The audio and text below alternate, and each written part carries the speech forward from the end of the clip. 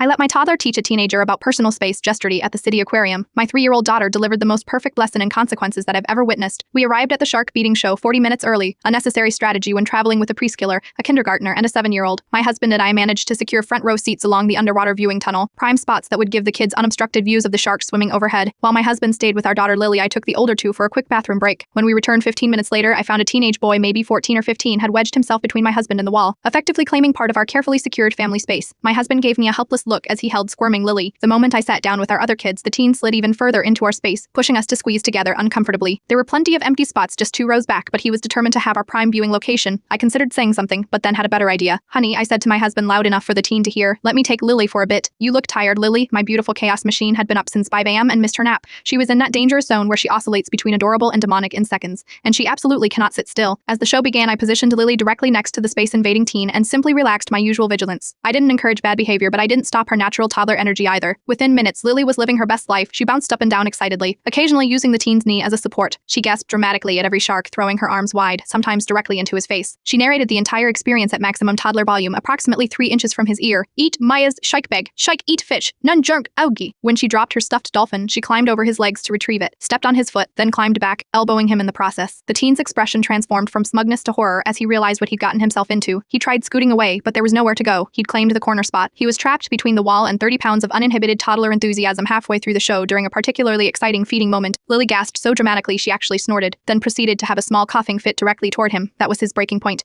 "I'm going to find my parents," he muttered, quickly vacating the spot he'd fought so hard to steal. As he left, my 7-year-old immediately slid into the newly available space. "That boy didn't like Lily very much," he observed. "Some people just don't appreciate the joy of toddlers," I replied with a straight face. My husband gave me a knowing look. That was evil genius level parenting. I simply smiled and handed out the snacks I'd been saving for this exact moment. Now that we all had comfortable space to enjoy the rest of the show, sometimes the best parenting strategy isn't a stern lecture about respect and boundaries. It's just letting your toddler be exactly who they are precisely when it's most inconvenient for someone who deserves it.